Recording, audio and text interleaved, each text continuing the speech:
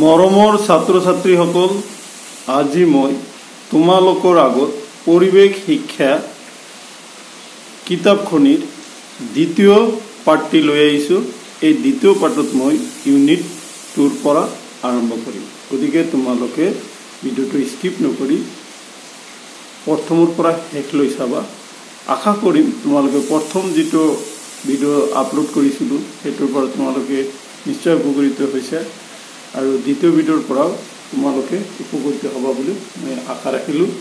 এইখিনিতে আৰু এটা কথা কওঁ, এই পৰিৱেশ শিক্ষা কিতাপখন প্ৰায়বোৰ ষ্টুডেণ্টৰে নাই আৰু বহুতেই বুজিয়ে নাপাওঁ যে এইটো এটা কম্পালচাৰী ছাবজেক্ট। গতিকে তোমালোকৰ সহায়ৰ বাবে মই আজি 2 নম্বৰ ভিডিঅ'টো লৈ আহিছোঁ। ইউনিট 2ৰ চেপ্টাৰটো হ'ল দুৰ্যোগ ব্যৱস্থাপনা, দায়িত্ব আৰু সাৱধানতা। এই গোটৰ পৰা তোমালোকৰ 10 মাৰ্কছ অহা 18 মে'ৰ পৰীক্ষাত আহিব। গতিকে তোমালোকে ইয়াতে যায় কি বস্তু শিকিব লাগিব। নম্বৰ 1, তোমালোকে প্ৰথমতে জানিব লাগিব দুৰ্যোগ ব্যৱস্থাপনাটো কি আৰু এই দুৰ্যোগ প্ৰধানতঃ দুৰ্যোগ ব্যৱস্থাপনাৰ লগতে জড়িত দুৰ্যোগটো কি। দুৰ্যোগ প্ৰধানতঃ 2 প্ৰকাৰ, এটা হ'ল প্ৰাকৃতিক দুৰ্যোগ আৰু এটা হ'ল মানৱ সৃষ্ট দুৰ্যোগ। প্ৰাকৃতিক দুৰ্যোগ মানে প্ৰকৃতিৰ বুকুত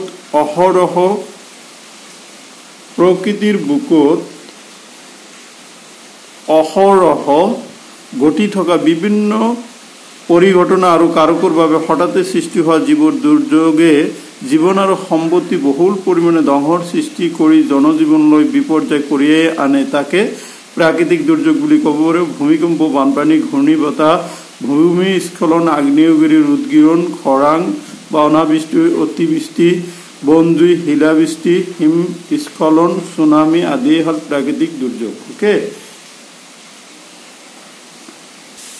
এই প্ৰাকৃতিক দুৰ্যোগৰ কিছুমান উদাহৰণ দিছে, তোমালোকে এইখিনিৰ পৰা হেৰি কৰিব, তোমালোকে পাবা। এতিয়া আমি আহিম মানৱ সৃষ্ট দুৰ্যোগ বা মানৱ সৃষ্ট দুৰ্যোগ কি, যে মানুহে সৃষ্টি কৰা দুৰ্যোগবিলাকেই হ'ল মানৱ সৃষ্ট দুৰ্যোগ। ওকে, ইয়াতে কোৱা হৈছে কি ঔদ্যোগিক দুৰ্ঘটনা, বিমান আৰু ৰেল দুৰ্ঘটনা, সন্ত্ৰাসবাদী আক্ৰমণ, সাম্প্ৰদায়িক সংঘৰ্ষ, মহামাৰী, অগ্নিকাণ্ড আদি হ'ল প্ৰধান মানৱ সৃষ্ট দুৰ্যোগ। ভূপালৰ এইটো কিন্তু ভেৰি ইম্পৰ্টেণ্ট। ভূপালৰ ইউনিয়ন কাৰ্বাইড নামৰ উদ্যোগটোত হোৱা দুৰ্ঘটনা, চাৰ্নবিল পাৰমাণৱিক ৰিয়েক্টৰ দুৰ্ঘটনা, নিউয়ৰ্ক, লণ্ডন, পেৰিছ আৰু ভাৰতবৰ্ষৰ মুম্বাই, দিল্লী আৰু গুৱাহাটীকে ধৰি কেইবাখনো চহৰত ঘটা বৃহৎ সন্ত্ৰাসবাদী আক্ৰমণ আদিয়ে মানৱসৃষ্ট দুৰ্যোগৰ ভয়াৱহ ছবি প্ৰকট কৰি তোলে। সাধাৰণতে একোটা দুৰ্যোগ তলত দিয়া ধৰণে বিৰূপ প্ৰভাৱ পেলায়। দুৰ্যোগে কি ধৰণৰ প্ৰভাৱ পেলাব সেই বিষয়ে দিছে। কি বিৰূপ প্ৰভাৱ পেলায় চাইছা? এই মানুহৰ খাদ্য আশ্ৰয় এইবিলাকৰ অসুবিধা হয়।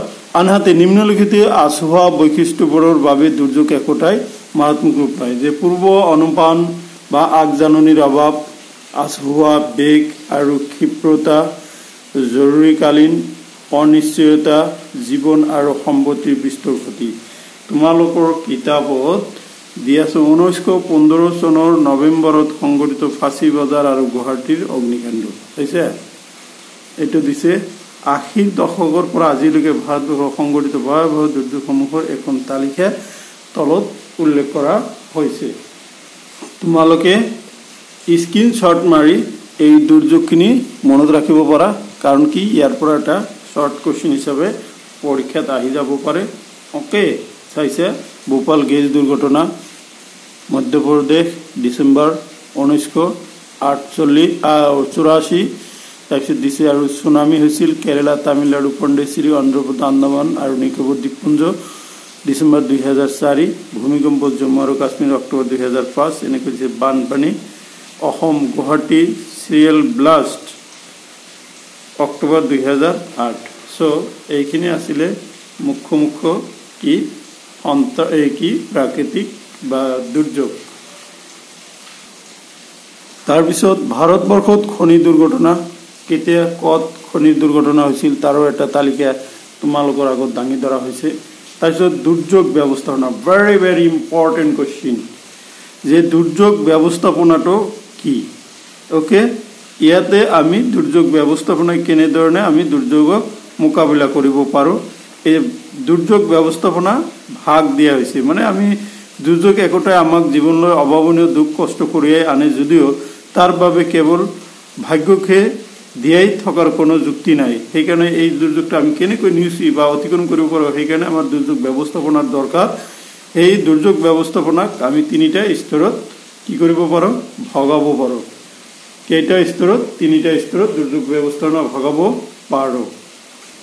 নাম্বাৰ 1, দুৰ্যোগৰ পূৰ্বে, দুৰ্যোগৰ সময়ত, দুৰ্যোগৰ পিছত। দুৰ্যোগৰ পূৰ্বে সাৱধানতা, জনসচেতনতা, পূৰ্বানুমান, প্ৰস্তুতি ইত্যাদি। আৰু দুৰ্যোগৰ সময়ত দুৰ্যোগৰ প্ৰকাৰ ভেদে বিশেষ ব্যৱস্থা, উদ্ধাৰ কাৰ্য ইত্যাদি। দুৰ্যোগৰ পিছত সাহায্য আৰু পুনঃসংস্থাপন, স্বাস্থ্য সেৱা, ৰাস্তা ঘাট, যোগাযোগ আদিৰ পুনৰ্নিৰ্মাণ। Very very important. তাৰপিছত দুৰ্যোগ ব্যৱস্থাপনাৰ ছাত্ৰ ছাত্ৰীৰ ভূমিকা। পৰীক্ষাত তোমালোকৰ আহিব দেই এইটো কোৱেশ্চন, যে দুৰ্যোগ ব্যৱস্থাপনাত আমাৰ ছাত্ৰ ছাত্ৰী কি কি ভূমিকা ল'ব লাগে। যে নাম্বাৰ 1, স্কুল কলেজ বা অন্যান্য সামাজিক অনুষ্ঠানত দুৰ্যোগ ব্যৱস্থাপনাৰ বাবে যিবোৰ দিহা পৰামৰ্শ দিয়া হয় সেইবোৰ ঘৰৰ জ্যেষ্ঠজনৰ লগত আলোচনা কৰিব লাগে আৰু সাৱধানতাসমূহ নিজে আগভাগ লৈ পালন কৰিব লাগে। চাইছা?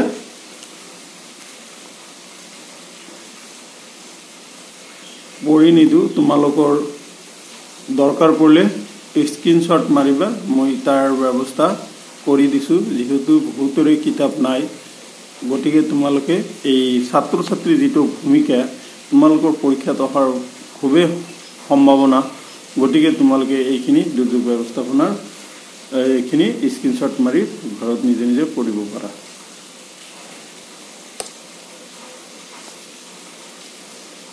ওকে, আমাৰ পৰিচিত বানপানীৰ এটা ছবি কিতাপখনত উল্লেখ কৰা হৈছে। এইটো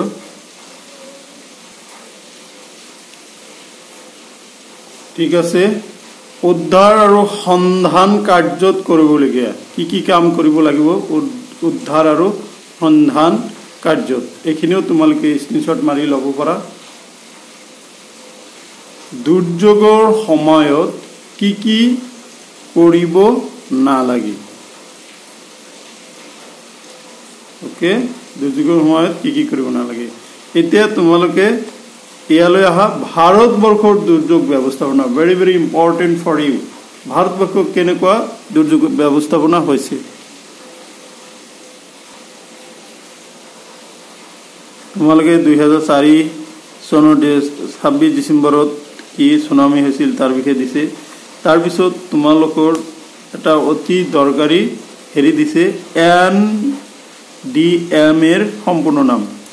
NDMA সম্পূৰ্ণ নাম হ'ল নেশ্যনেল ডিজাষ্টাৰ মেনেজমেণ্ট অথৰিটি, আৰু এটা আমাৰ ৰাজ্যিকভাৱে আছে ষ্টেট ডিজাষ্টাৰ মেনেজমেণ্ট অথৰিটি। এইটো নেশ্যনেল আৰু ষ্টেট বুলি দিব, ইয়াৰ সংক্ষিপ্ত নাম দিব পাৰে। তাৰপিছত DDMA district disaster management authority, এই তিনিটা অথৰিটি তোমালোকে জানিব লাগিব। তাৰপিছত NDRF national disaster response force, এইটো এটা অতি দৰকাৰী তোমালোকৰ কোৱেশ্চন পৰীক্ষাত অহাৰ সম্ভাৱনা আছে। তোমালোকে তাৰপিছত NIDM বুলি আছে, the national institute of disaster management নামৰ প্ৰতিষ্ঠানটো ক'ত ভাৰতবৰ্ষতো স্থাপন কৰা হৈছে। তাৰপিছত কিছুমান দুৰ্যোগ প্ৰশমন সঁহাৰি গোটসমূহক নিম্নোক্ত ধৰণে তালিকাকৰণ কৰা হৈছে। এইটো এতিয়া আমি নেশ্যনেল লেভেলত কৰিলোঁ, এতিয়া আমি ৰাজ্যিক লেভেলত অসম ৰাজ্যিক দুৰ্যোগ ব্যৱস্থাপনাৰ অভিকৰণ এইটো চোৱা। এইটো 2005 চনত ৰাষ্ট্ৰীয় দুৰ্যোগ ব্যৱস্থাপনা আইনৰ অধীনত 2010 চনত অসমত দুৰ্যোগ ব্যৱস্থাপনা নিয়মাৱলী কৰা হয়। আৰু তোমালোকে জানা নহয় কোভিডৰ সময়ত এই দুৰ্যোগ ব্যৱস্থাপনাই বহুতো কি SOP আমাৰ আগত প্ৰকাশ কৰিছিল।